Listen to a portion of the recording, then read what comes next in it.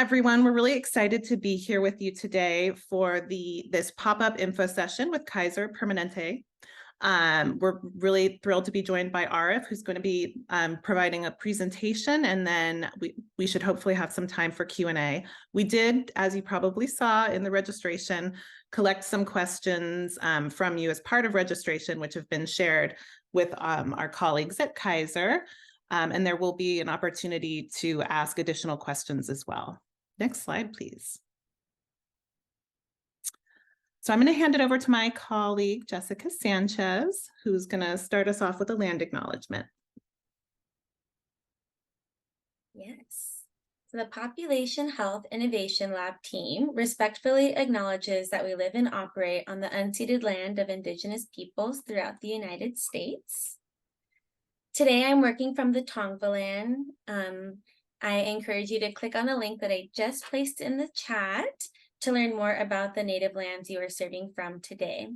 And feel free in the chat to list some of the names of the tribes that reside in your current place of work. Yeah, there you go. Back to you, Catherine. Thank you, Jessica. Next slide, please. So we noticed as part of the registration, we have lots of new faces and lots of folks that are not part of our current Path CPI collaborative. So we did want to just provide a little bit of information on the Population Health Innovation Lab. So I'm going to turn it over to our fearless leader, Sue Grinnell, to chat a little bit about Phil.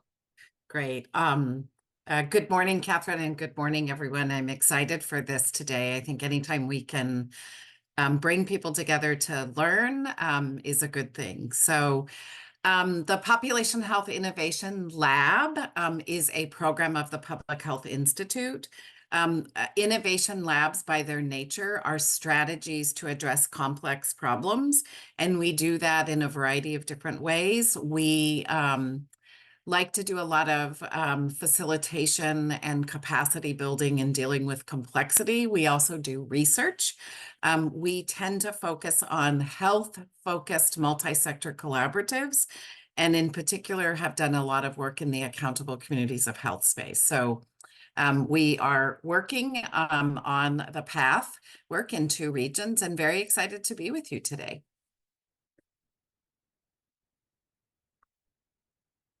So next slide. Great. So I think just a lot of you are putting your names in the chat, which is awesome. And we'd love to hear in the chat, or if anybody just briefly wants to speak. I know we have limited time.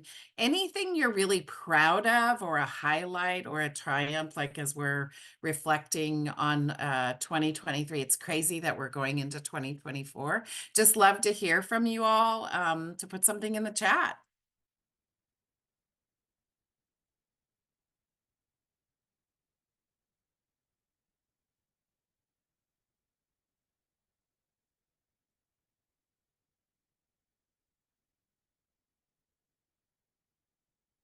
Hopefully somebody has oh, yay, Catherine. Good morning, Catherine. Important new referral partnerships with orgs providing housing services. That's awesome. So much work in all of the systems level. It takes a lot of time and patience, and communication is key. So thank you, Catherine, for sharing that. Well, we can allow you to reflect. And yes, Lori Houston, welcome, my Sonoma friend.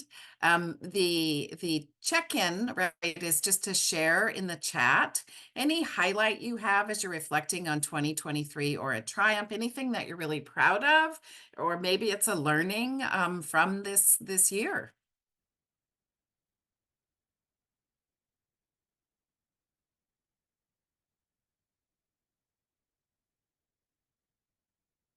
COTS is completing a full year of CalAIM, ECM, and CS services, and will be expanding their recuperative care. Yay! That's awesome. And COTS is one of your partners. Yay! And sticking with it for the year, that's a lot to be proud of. Like, kudos to all of you. This is hard work. Yay, Saskia, you received path-cited funding for implementation of technology improvement and infrastructure to support cross-sector closed-loop referrals. That's awesome.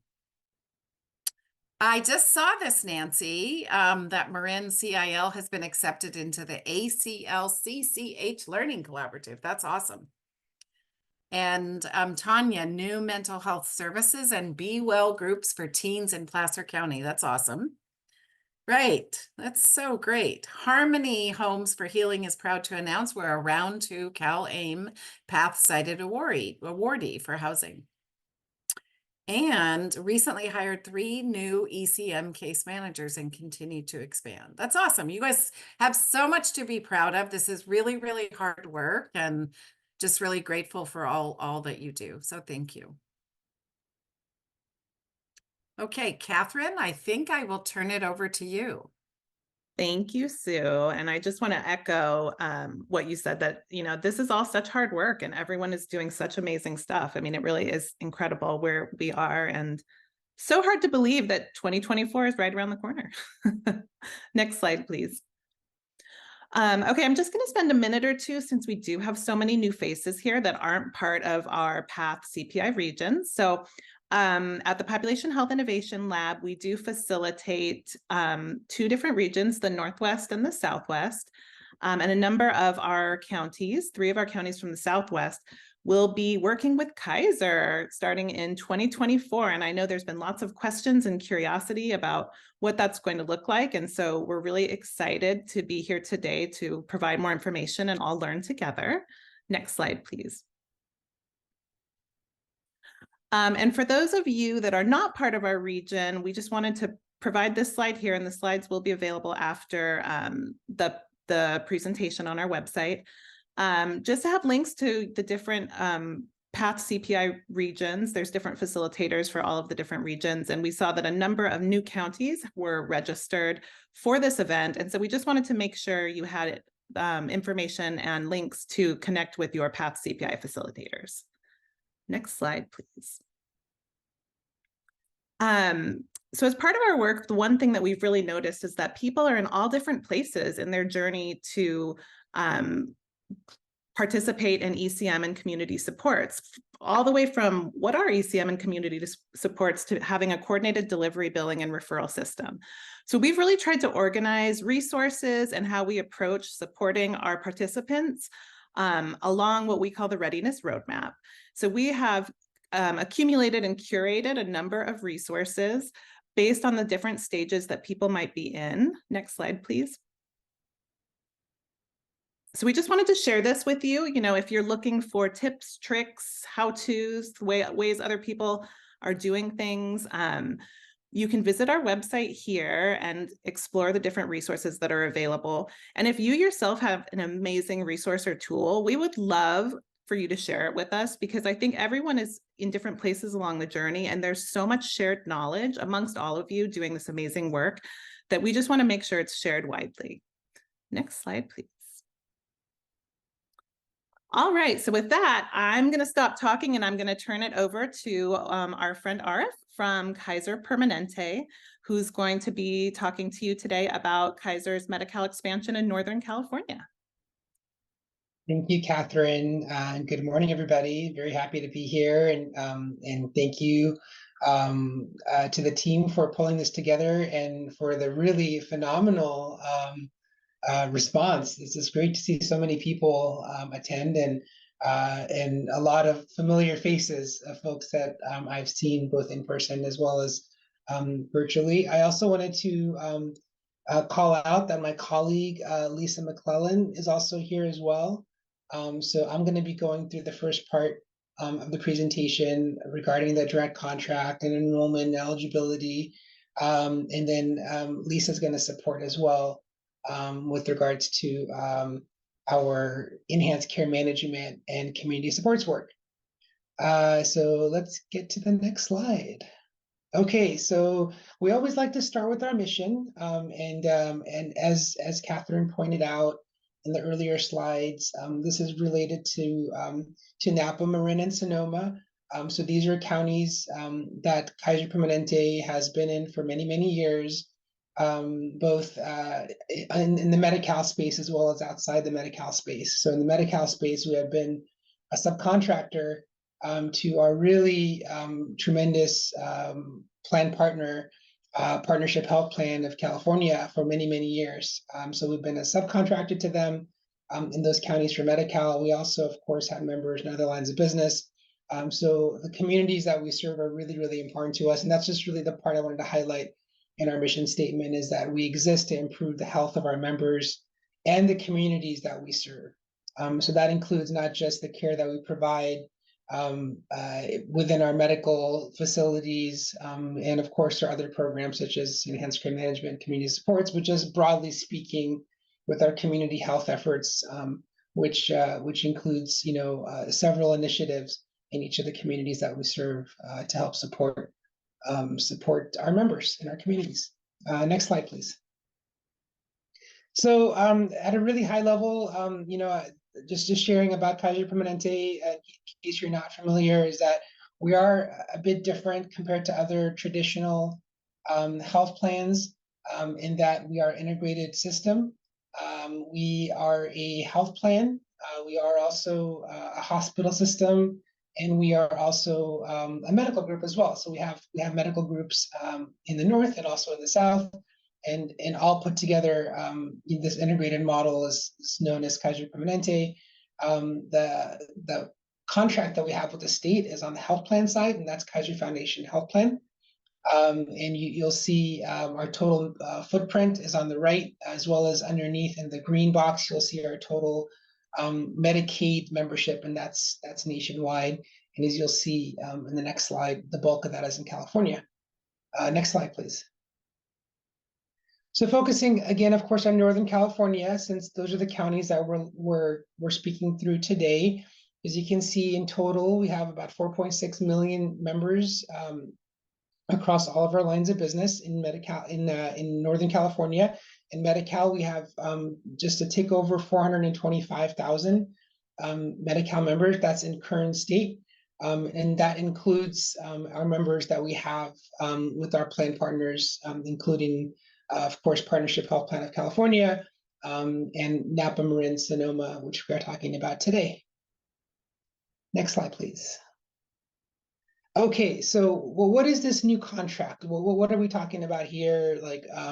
And I apologize. I know from looking at the names, a few people here have already seen this before, so this is probably a rerun for you, but hopefully it's a good rewatch. But so in terms of the direct contract, what is it, and what does it mean for the counties that we're talking about today? So again, really, it's creating a single contract between Kaiser Foundation Health Plan and the State Department of Healthcare Services for all of the counties that we are in today as a plan. Meaning, we currently have members in 32 counties across the state. So there are 58 counties in all in California. Kaiser Permanente has members in 32 counties. Currently, we offer Medi-Cal in 22 out of those 32 counties, but by way of 14 different contracts. So it really consolidates all of that work into a single contract between Kaiser Permanente and DHCS. And it also includes 10 additional counties where we currently have membership, but where we do not have Medi-Cal. Next slide, please. So this is the footprint that I was referring to kind of give you a sense as to where we are today and where we'll be in January. So the blue shaded counties are the counties where we currently have a direct contract with the state. So these are the counties.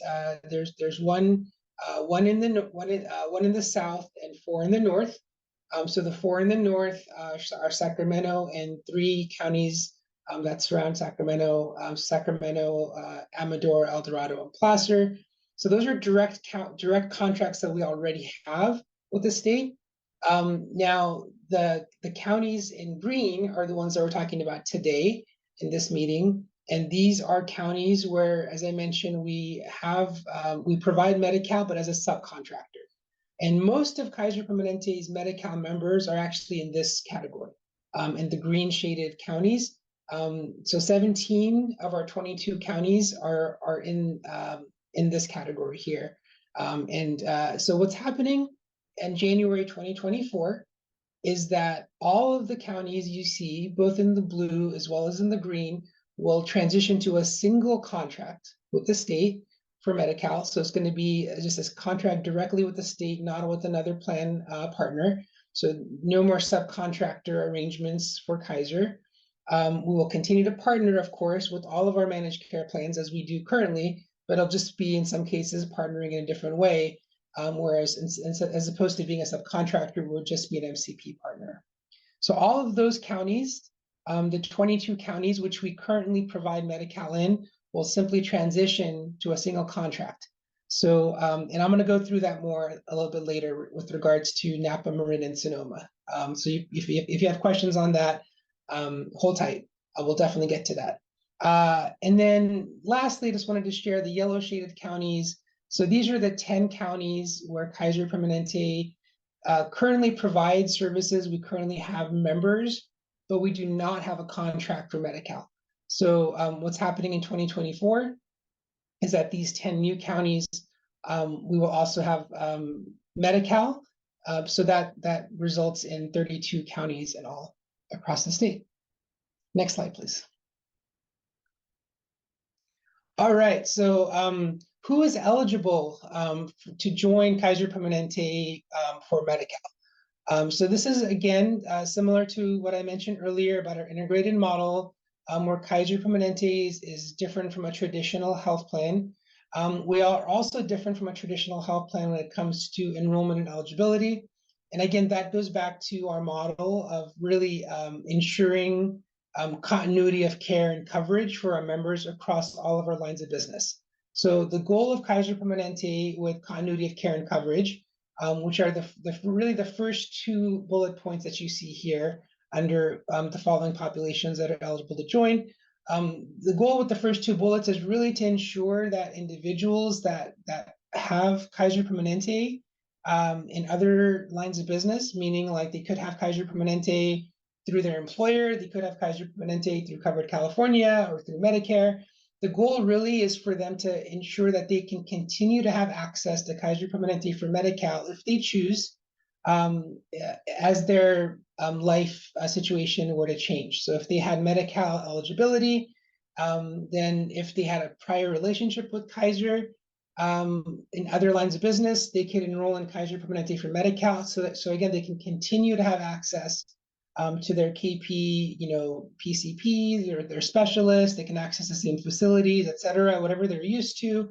If that's what they choose, they can just keep that coverage. So that's really the goal with continuity of care and coverage. One is, again, if somebody has had coverage in the prior 12 months with Kaiser in any line of business, they would be eligible. And also, if somebody has an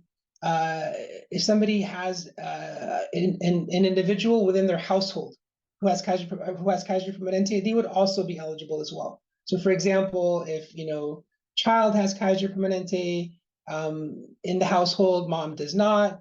Mom wishes to enroll in Medi-Cal, then she could choose Kaiser Permanente for Medi-Cal by virtue of somebody in the household having Kaiser Permanente. And then the last two categories are fairly new, so I'm going to spend time on that separately. So the next category is related to foster youth and former foster youth. So for foster youth and former foster youth, a commitment that Kaiser Permanente made to the state is that this population does not need to meet the continuity of care and coverage criteria. Meaning, if I'm a foster youth in, for example, Napa County, and I am new to Medi-Cal, I enroll in Medi-Cal, I can choose Kaiser Permanente and enroll in Kaiser Permanente for Medi-Cal without having a prior relationship with Kaiser. So they are not restricted, meaning that they don't have to meet the criteria for continuity of care and coverage. The next category are dual eligibles. So dual eligibles are individuals, of course, that have Medicare and Medi-Cal. So Duals are not a new population for Kaiser Permanente. We've served duals and continue to serve duals for many, many years. The change really is it's a state policy change to ensure that individuals with Medicare and Medi-Cal are in the same plan. So the reason we call out duals here is because with the new single contract, any individual who has Kaiser Permanente for Medicare, which is of course the primary coverage, would be eligible to join Kaiser Permanente for Medi-Cal as well. And that keeps them in the same health plan for both their Medicare as well as their Medi-Cal benefits. The last thing I'll share on enrollment and eligibility is related to default enrollment or auto assignment. So folks here who have worked at Medi-Cal are probably familiar with this process where where if an individual does not select a plan, actually this doesn't currently apply in your counties because you're currently a coast county, but in non-coast counties, there's a process where if an individual does not select a plan, they'll be auto-enrolled. In current state, of course, it's just partnership, but in future state, it'll be partnership and Kaiser Permanente. However, there's no change in 2024. So in 2024, default enrollment will not impact Kaiser Permanente. So default enrollment will continue to just be with partnership. So those are the categories of individuals eligible. And certainly if there's questions at the end, we could take questions on this if there are. Catherine has checked me out that are taking questions in the end. Is that the process? Yeah, I think at the end we can do the Q&A for sure. Okay, perfect. Okay, let's go to the next slide. So who's impacted by this? How many members are we talking about? So we've listed our membership here by county. So again, the counties impacted here in the Southwest Collaborative, our Marin, Napa, Sonoma.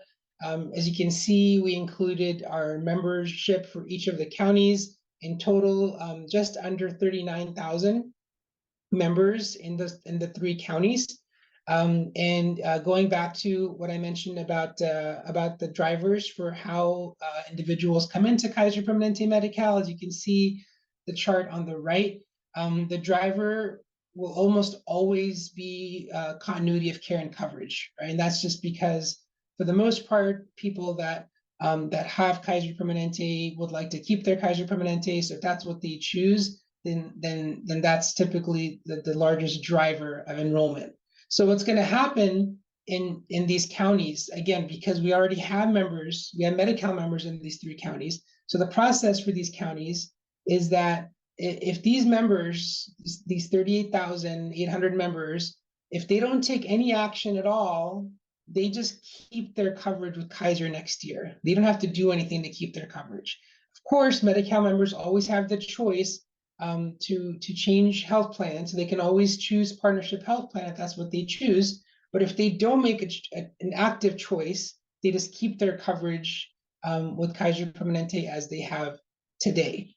And again, looking at the drivers of enrollment, as you can see, in addition to continuity of care and coverage, we're also expecting some duals and also some foster youth as well as part of projected enrollment for 2024.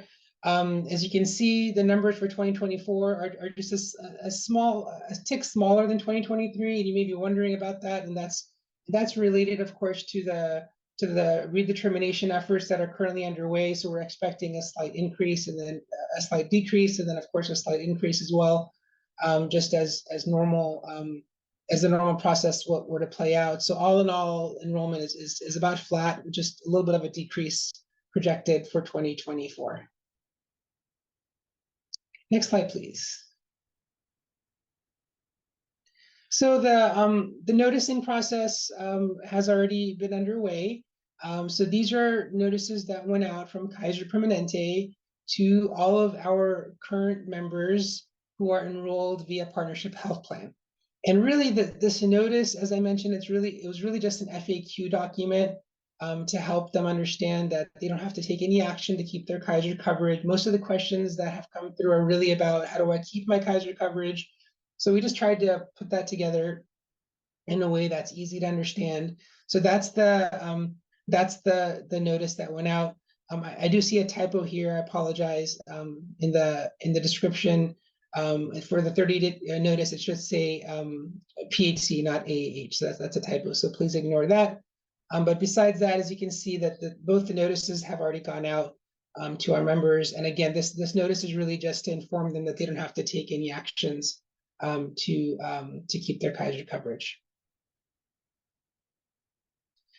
I'll just answer Amy's question in the chat. Amy, good question.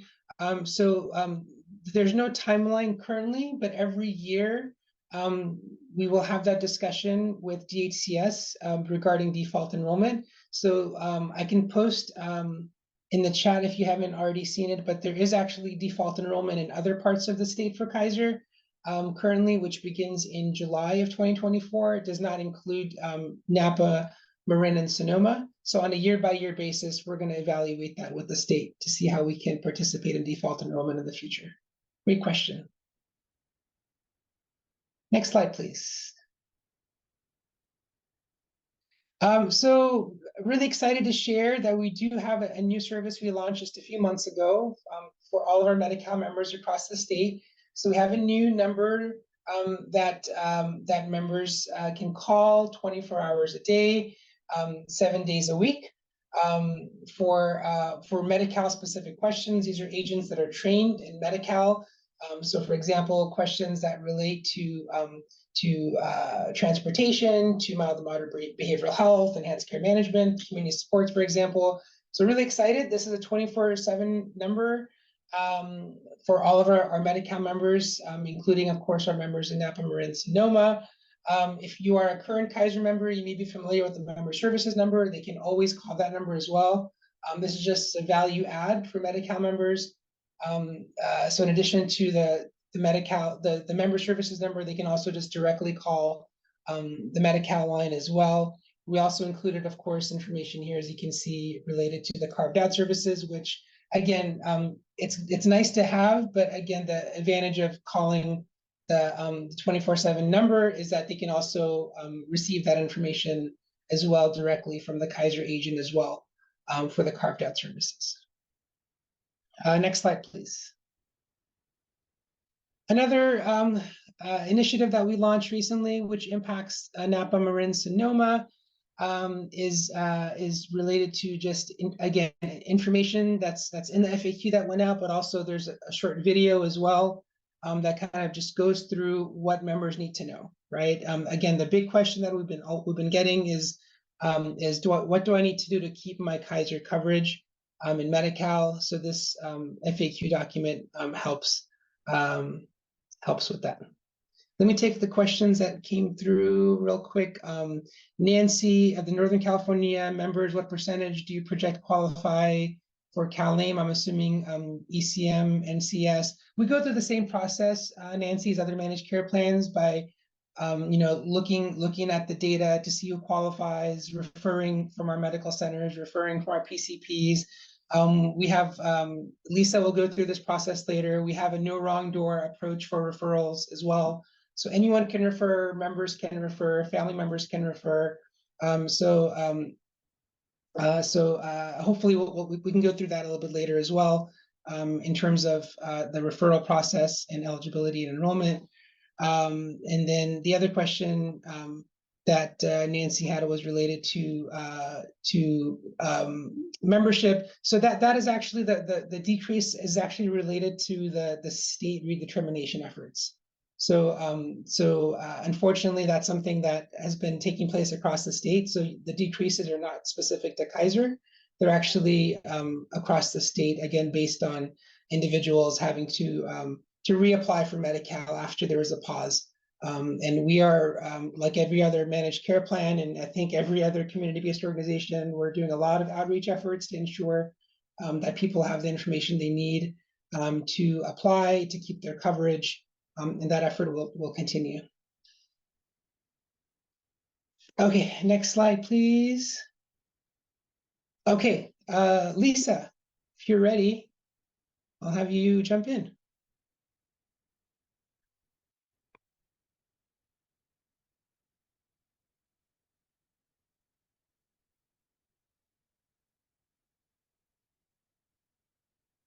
I see Lisa on. Maybe you're double muted. Oh, can folks hear me now? We can hear you. Okay, perfect. Sorry about that. I was double muted. Okay, I'm just going to jump in here. So this may be repeat information for some of you, but for those who it is not, just a brief overview of what enhanced care management is. It is really all around wrapping support around the member and the family and making sure that the care manager is focusing on those services beyond those that are purely clinical. So you do have the comprehensive transitional care. I don't need to read to you, but there is that overview. Next slide, please. And I see your question, Fernando. I will get to that in just a minute. So the very short answer to that question is that we are contracting with 3 NLEs. The longer answer gets into the network that they bring with us. So let me start by just explaining what we did. As Arif explained, Kaiser is, an integrated system with our providers and our health plan. That means what we have not done extensively in the past is to build this vast external network. So we made a decision to create this network lead entity model. And in doing so, we are relying on our NLEs, network lead entities, to help support us in developing this network of community organizations to provide ECM community supports and CHW services in all of our counties. So they will be our centralized point of coordination. We have worked very closely with them to build our network for these services. And then most importantly, they are also collaborating and partnering with these providers to provide assistance with claims, technical assistance for those providers who may need support, being a Medi-Cal provider. So really a multifaceted role that the NLEs provide. Next slide, please, which I think will probably answer the next question, which is who are your NLEs?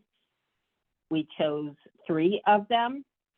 Full Circle, who really brings them expertise working with children and their youth and families, in particular foster children, independent living systems, and Partners in Care are Kaiser's 3 NLEs.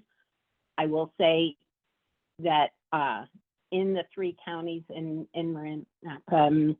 Sonoma, Partners in Care is not providing any of the NLE services. They are focused right now solely in the South. Next slide. Okay, so this is, again, just some more detail on what is enhanced care management. I don't think I need to read to you. It is really the biggest thing is clinical, non-clinical.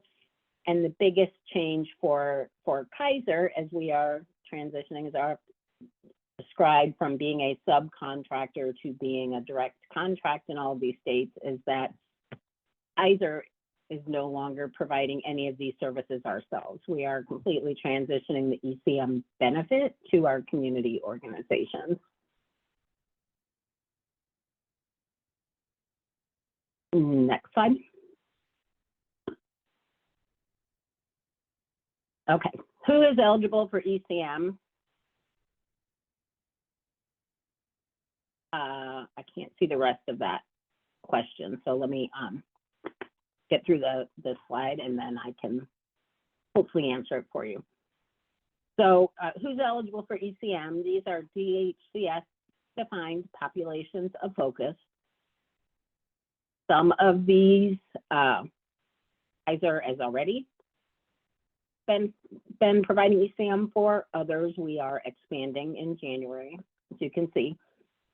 So it is largely folks who are homeless, high utilizers, those with serious mental health, substance use disorder, individuals transitioning from incarceration. As we know, that's kind of a rolling rollout without sounding redundant. Those at risk for institutionalization, those wishing to transition from nursing facility to the community, CCS, welfare, and birth equity. Next slide, please.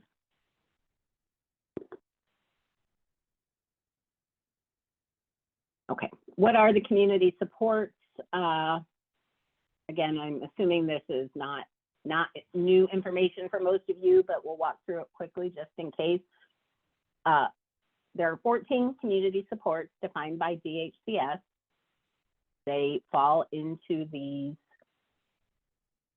and I see your question, Nancy, and yes, as a general principle, at least at Go Live, Kaiser is deferring to DHCS definitions for high utilizers, homelessness, housing secure. We really are trying to align with that which DHCS requires.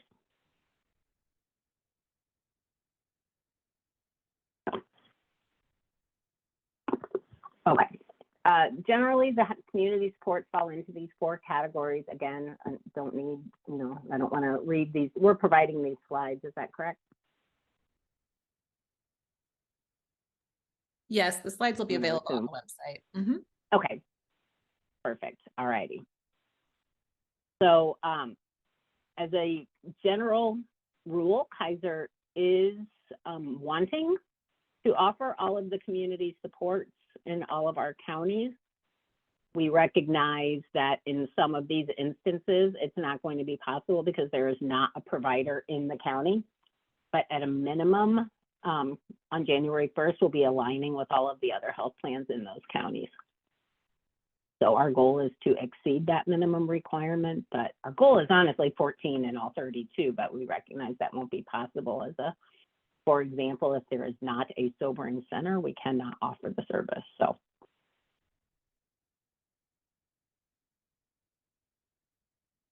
If there aren't any questions on this one, we'll move on to the next. Lisa, I think there was a Catherine Couch has posted something in the chat. I don't know, Catherine, if you want to speak to it or related to this. My comment there was that medically tailored meals should be considered a service that helps keep people in their home. But I had a broader a question, which is that my understanding is you are not contracting with local providers for the medically supported food and nutrition benefit. And I'm really curious about why, because that's one that's really critical locally. We understand the communities we're serving. We provide culturally relevant services. It's a very different intervention than what you're using. And it seems like people in these communities where Kaiser's moving in are really losing a quality benefit because you're going with an out-of-state for-profit provider for that. So I cannot give you at least an intelligent answer because I wasn't, but I'm happy to take that question or that concern back internally. I've already talked to Kenesha Campbell about it. Okay.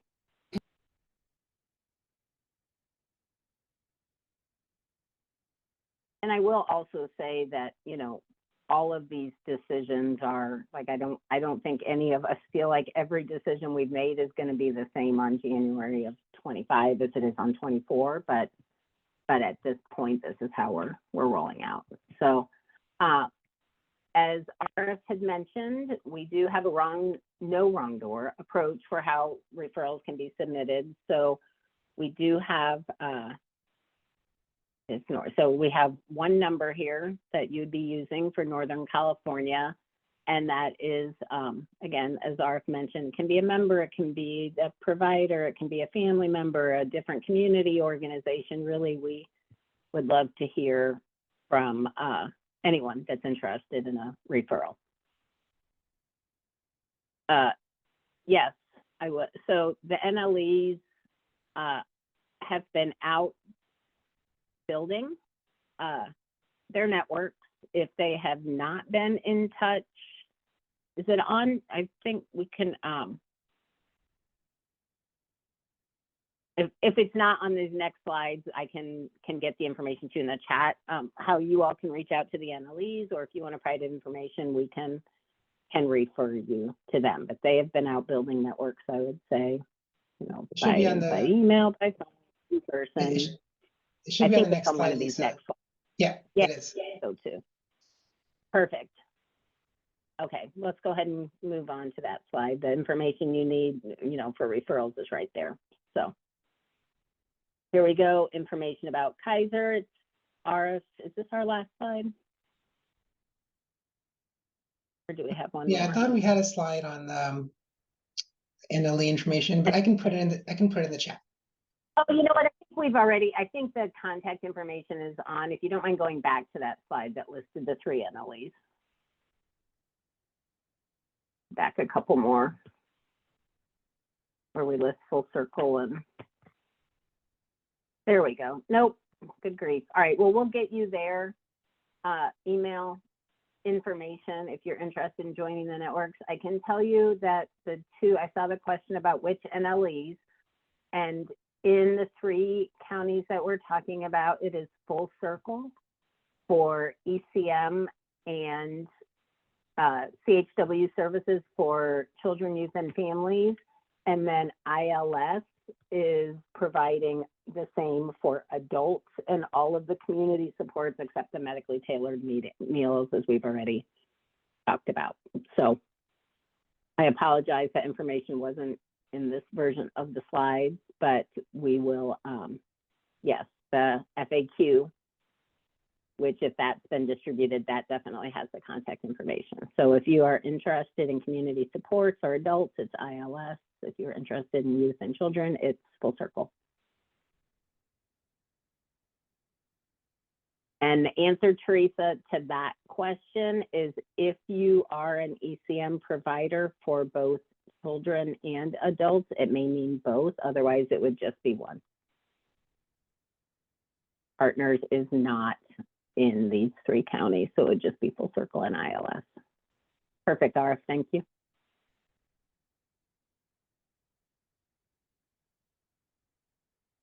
Are there any questions? I know there were a bunch popping up. Are there any questions I did not answer? Excuse me. On the question on Full Circle, I think that's a bit of a moving target. So I can't, person. Nancy, have you been in communication already with Full Circle?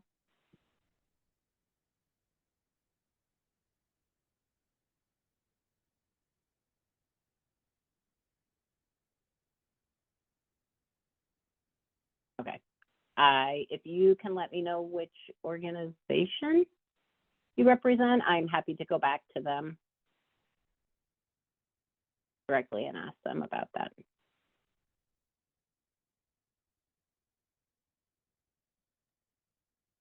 Perfect, thank you. I did also have some other questions that came in prior to this. I don't know if all the questions in the chat have been answered. I'm trying to track it, but we had questions about IPP funding. That's come up several times. Is one of you able to talk about the possibility of IPP funding through Kaiser? Yeah, I can speak to that. So we are we're expecting to receive IPP funding from the state for the first 6 months of 2024, which is the last year of the program. We do not have information yet about the funding, but we are going to be going through the process to submit the required information to the state. And once we have that, we'll be working with Partnership Health Plan to work on the distribution for 2024. Great, thank you so much. Yep, you got it. Stephanie, I'm not sure. Catherine just messaged me and her child's school is calling. So I think I'm not sure. I see Catherine, I'm not sure what happened if I saw she had her hand up, and I know we had quite a few questions that came in. But Catherine, why don't we go ahead and do your questions, and then I think I'd like to get to the questions that as many as we can that came in ahead of time. I don't know if you can I help me with guess, that, Stephanie. Go ahead. Arif and Lisa, I'm curious about how Kaiser is thinking about this direct contract. And, you made the point of saying that Kaiser is interested in improving health in the communities that we serve, not just for members. And again, the NLEs are once removed. I understand why Kaiser is working with the NLEs to kind of simplify the complexity for you guys. I mean, I work with partnership. They have 14 counties. They'll have 24 counties. They're contracting individually, locally in each of those counties with a really strong commitment to building local capacity and community capacity, and understanding that, Tulare is very different than Marin in terms of who's being served and the network of partners there. So again, on the food benefit, you guys are choosing to not use a local provider. And I just want to understand more about what Kaiser's long-term commitment is to following through on that value around building health in the communities you serve, and what that actually means for you guys. Sure, I'm happy to speak to that, Catherine. And again, for the benefit of the group, I know you are, as you mentioned, speaking to other folks within Kaiser as well with your concern.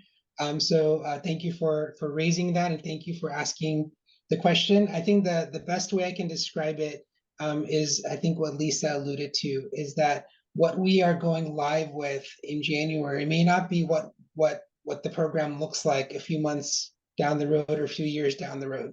I think what we're really trying to do is take these opportunities to listen to key leaders and stakeholders such as yourself, Catherine, and basically implement the program in the best way that we can. And again, that's not going to necessarily meet the needs of all stakeholders on day one, but we really are eager to listen, eager to learn, eager to participate in these various forums. And the goal really is to ensure that we're working locally.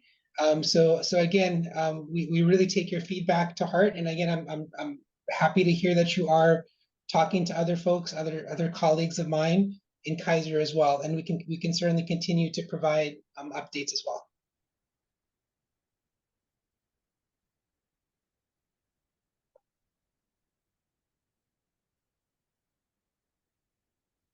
So I might be working backward, but maybe I can try to knock out a few of these questions that have come in. ILS is doing both. ILS is providing some ESAM services directly and also contracting with CBOs. And I don't have a percentage, I don't know that answer. I just know it's both. Birth equity, I answered that one in the chat. Can you provide some guidance on the rates? Oh, was someone saying something? Guidance on the rates, I cannot. Those contracts between the NLEs and the CBOs are just that. And so we are not privy to their rates. All I can tell you is I think they understand they are contracting with us. They understand they need to be competitive in the market to build their network. I know they are also contracted with other health plans, but I do not have, we as Kaiser as an organization do not have insight into what their rates are with their providers. How will the KP subcontracts be coordinated? I think, Tracy, oh, go ahead. No, go ahead. Did I miss something? No, you can do the subcontracts, because I also want to make sure Mimi's contract got answered about the steps that the NLEs are taking to contract with community-based organizations. I know you said they'll be reaching out and then the timing, but I think you said they're reaching out and then the timeline is kind of unknown. And then Amy has her hand raised as well. Yeah, go ahead. Oh, go ahead, Amy. I'm sorry, didn't see that one. So I can answer for, I mean, it's in the works, right? They are aggressively building a network that will meet our network adequacy by January 1st, but it's not a stop. You know, I don't expect that they're done building that network on January 1st.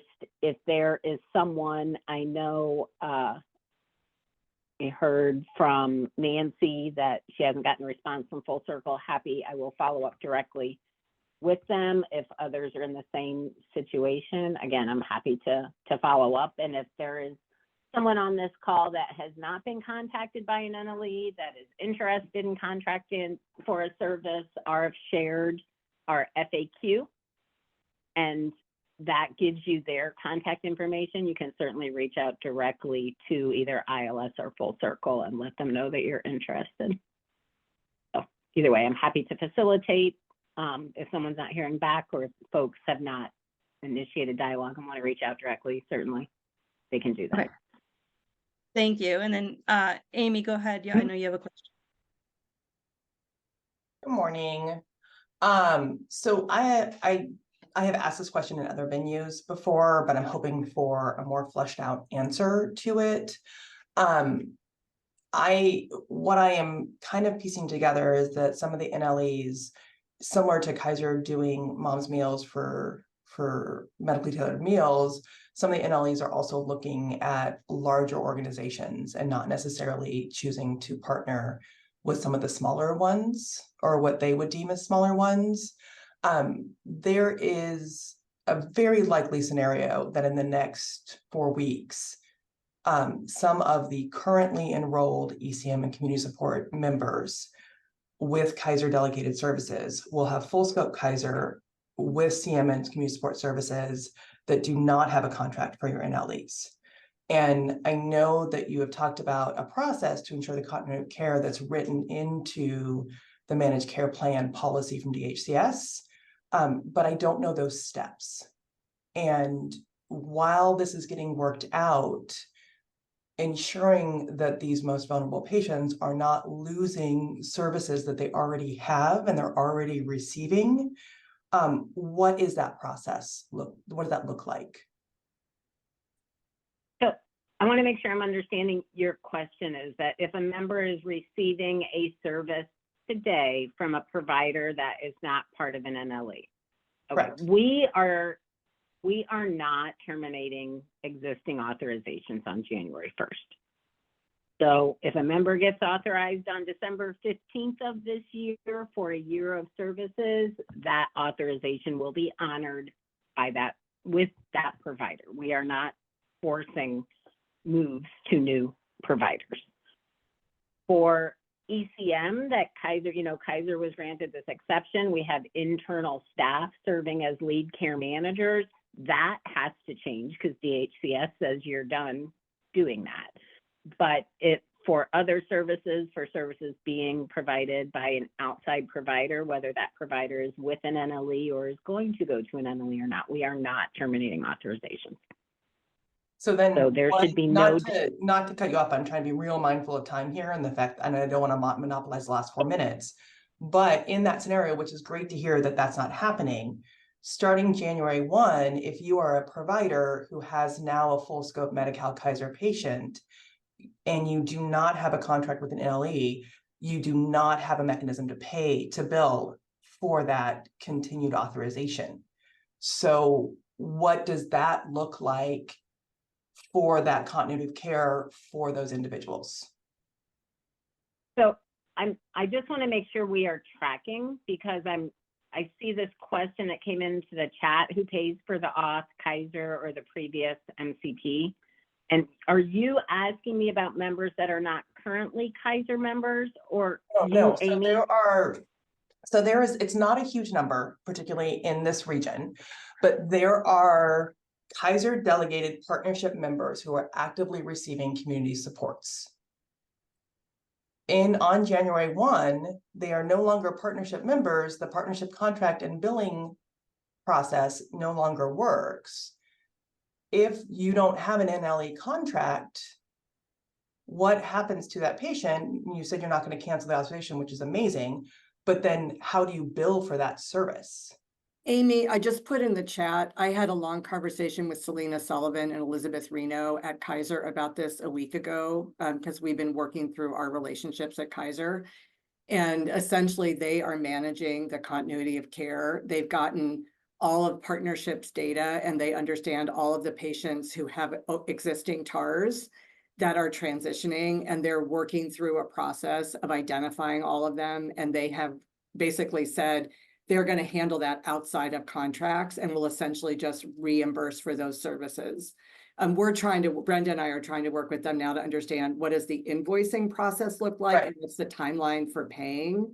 So the two of them, and I don't know, Arif and Lisa, if you are working with them, but they are, my understanding is they're leading that transition part, which is outside of contracts. Like, yeah. Well, but it's also, not dependent on a contract, I should say. Catherine, it's also a little tricky though, because there have been multiple TARs that I have submitted for an organization that were Kaiser delegated, and the TAR from partnership it was altered to end December 31st. Got it. So it won't Yeah. look like they have an existing TAR because partnership's Got like, they're not ours. Got it. Which is, Thank I you mean, for that makes bringing that sense. up. Why would you approve something beyond? So that's not actually, that information is not necessarily super helpful because So, yes, I want to be mindful of time, Amy, Yeah. and thank you, Catherine. Yes, to answer your question, Catherine, Beth and Selena are part of our team, so we're very familiar with the COC efforts. So Amy, I could connect with you offline, and we can have a conversation about continuity of care efforts. But yes, I think what Lisa described is accurate. perfect. So this Yeah, is and to Teresa. some extent, Could I just clarify then on my question about the different NLEs that are involved in this type of situation as we're talking about right now? Who do we communicate to? Who does the CBO communicate to? Is it the NLE contracting entity, or is it to Kaiser Central, to Selena? Because these instances are just going to happen. We're going to have, some special things, kit gloves that we need to give to people to keep them enrolled. So who are we communicating that continuity situation with? So we have a continuity of care hub, a COC hub, information. So I can get that out to this room, so we could share that across. And that's how we deal with the situations on a case by case basis. Well, I want to be very mindful of time. It seems like this was a rich discussion, lots of questions. I know we didn't get to everything. And so I think as Stephanie just put in the chat, we will be providing all of the questions that we received to Arif and his team, and we'll distribute the responses to everybody, because I know there's just still a lot that everyone is trying to figure out. But I wanted to thank Arif and his team for joining us today, and thank all of you for coming and asking questions and also providing answers to one another. And if you have additional questions, please feel free to reach out. We want to do our best to support you, and know there's still some uncertainty, but we can all hopefully figure this all out together.